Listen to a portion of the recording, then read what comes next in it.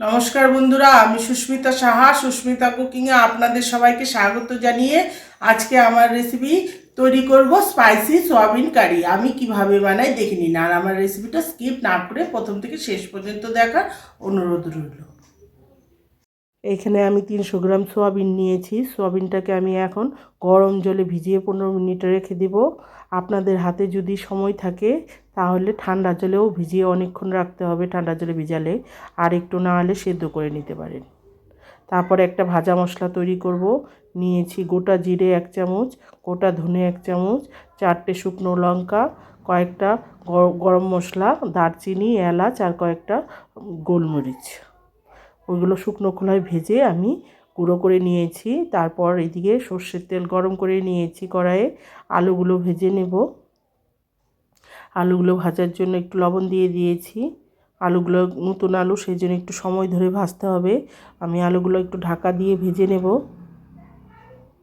লাল করে। আলুগুলো ভেজে নিয়েছি। তারপর ওই তেলের মধ্যে আমি দিয়ে দিচ্ছি ছোটো চামচের 1 চামচ গোটা জিরে। তারপর নিয়েছি এখানে পেঁয়াজ কুচি, 4টে পেঁয়াজকে কুচি করে কেটেছি, একদম কুচি করে কাটতে হবে। তারপরে পেঁয়াজটাকে হালকা লাল করে ভেজে নেব। আমি এখানে বেশি ভাজবো না, খুব একটা হালকা লাল করে ভেজে নিলেই হবে। পেঁয়াজটা ভাজার জন্য একটু লবণ দিয়ে দিচ্ছি, তাহলে পেঁয়াজটা তাড়াতাড়ি ভাজা হয়ে যাবে।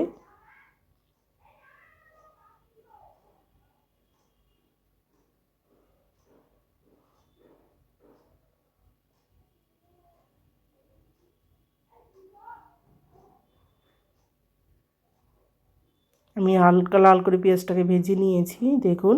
তারপর দিয়ে দিচ্ছি এখানে 2 চামচ আদা রসুন বাটা। এখানে আছে 1 চামচ আদা, 1 চামচ রসুন, দুটোকে একসঙ্গে আমি বেটে রেখেছিলাম, সেই দিয়ে দিয়েছি। এখন পেঁয়াজের সঙ্গে আবারও ভেজে নেব ভালো করে, যাতে কাঁচা গন্ধটা চলে যায় আদা আর রসুনের। তারপর দিয়ে দিচ্ছি কাঁচা লঙ্কা। এখানে 3-4টে কাঁচা লঙ্কা কুচি করে রেখেছিলাম আমি ঝালের জন্য। তারপর দিয়ে দিচ্ছি টমেটো কুচি, 2টো টমেটো কুচি করে রেখেছি। এখন টমেটোটাকেও ভালো করে ভেজে নেব। টমেটোটা যাতে সেদ্ধ হয়ে যায় তার জন্য ঢেকে দিচ্ছি। আপনারা চাইলে এই সময় একটু লবণ দিয়ে ঢেকে দিতে পারেন, তাহলে তাড়াতাড়ি সেদ্ধ হয়ে যাবে। আমি পেঁয়াজের মধ্যে একটু লবণ দিয়েছিলাম, সেই জন্য আর লবণ দেইনি। দেখুন আমার পেঁয়াজের সঙ্গে মিশে গিয়েছে টমেটোটা 2 মিনিট পরে।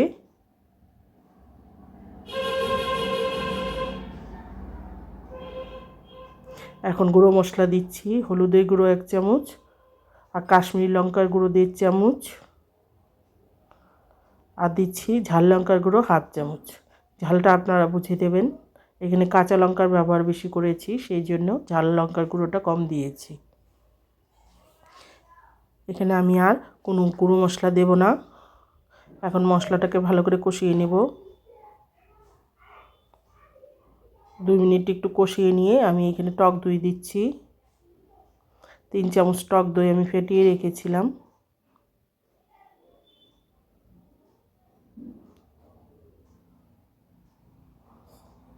আবার আমি মিশিয়ে নেব মশলার সঙ্গে।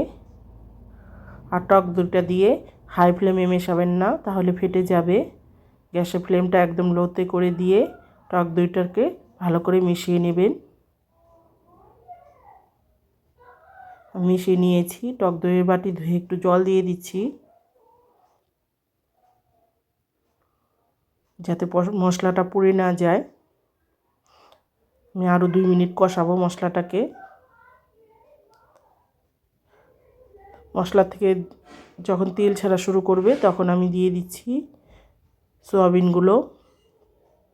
আর সোয়াবিনগুলো থেকে ভালো করে জল চিপড়ে ফেলে দিতে হবে। তারপরে দিতে হবে, জল একদম চিপে নিয়েছি। এখন সোয়াবিনটাও মশলার সঙ্গে ভালো করে কষিয়ে নেব। আমি এই সময় আর জল ব্যবহার করব না। সোয়াবিনের মধ্যে যে এক্সট্রা জল আছে তাতেই মশলাটা ভালো মতো কষে যাবে, আর সোয়াবিনের জলটাও বেরিয়ে যাবে।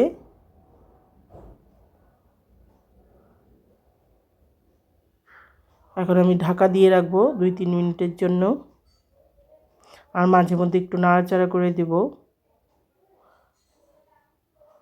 দেখুন ঢাকা দেওয়াতে জলগুলো পুরো রিলিজ হয়ে গেছে, অনেকটাই জল ছেড়ে দিয়েছে সয়াবিন থেকে। এখন দিয়ে দিচ্ছি ভাজা আলুগুলো।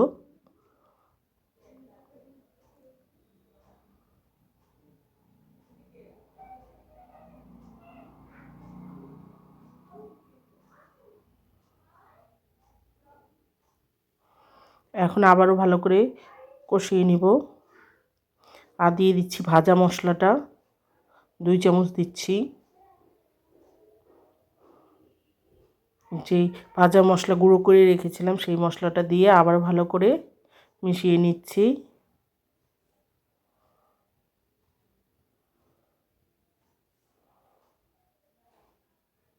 ভালো করে মিশিয়ে আমি জল দিয়ে দিচ্ছি। এখন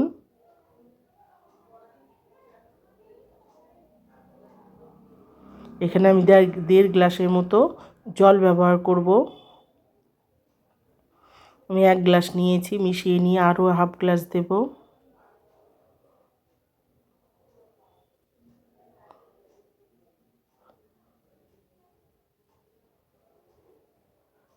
এখন ভালো করে ফুটিয়ে নেব।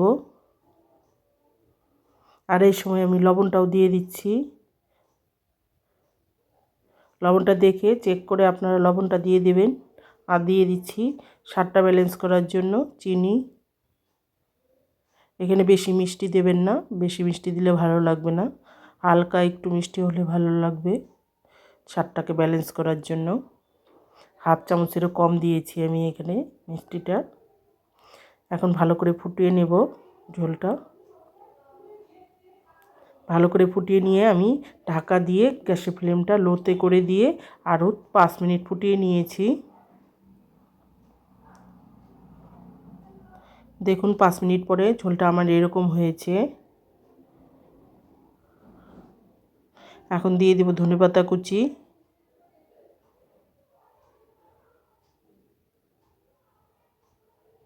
ধনেপাতাটা দিয়েও ভালো করে মিশিয়ে নেব।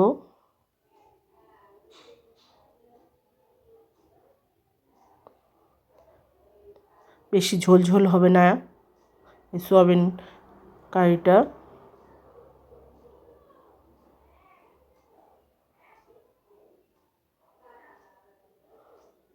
ধনেপাতাটা মিশিয়ে নামানোর আগে আমি দিয়ে দিচ্ছি 1 চামচ ঘি। এখন ভালো করে মিশিয়ে আমি গ্যাসটা বন্ধ করে রেখে দিব 2 মিনিট স্ট্যান্ডিং টাইমে।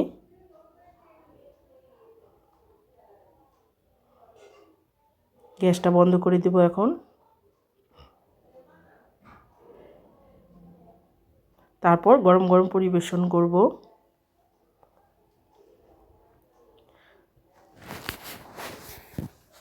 দেখুন আমার স্পাইসি সয়াবিন কারি রেডি হয়ে গেছে। এটা রুটি পরোটা আবার ভাতের সঙ্গেও ভালো লাগে খেতে। এইভাবে করে খাবেন, দেখবেন দারুণ লাগে খেতে। খেয়ে বলবেন আমাকে কমেন্টসে যে কেমন হয়েছিল খেতে। আর আমার রেসিপিগুলো যদি ভালো লাগে প্লিজ লাইক শেয়ার করবেন। আর আমাকে উৎসাহিত করে নতুন রেসিপি পাওয়ার জন্য প্লিজ একটা সাবস্ক্রাইব করবেন। আর পাশে থাকা বেল আইকনটি প্রেস করবেন। আমি যখনই কোনো নতুন রেসিপি দেব সবার প্রথমে আপনাদের সামনে পৌঁছে যাবে। আর ফেসবুক থেকে দেখলে আমার চ্যানেলটা ফলো করে রাখবেন। আবার নতুন কোনো রেসিপি নিয়ে হাজির হয়ে যাব। ধন্যবাদ। ভালো থাকবেন, সুস্থ থাকবেন।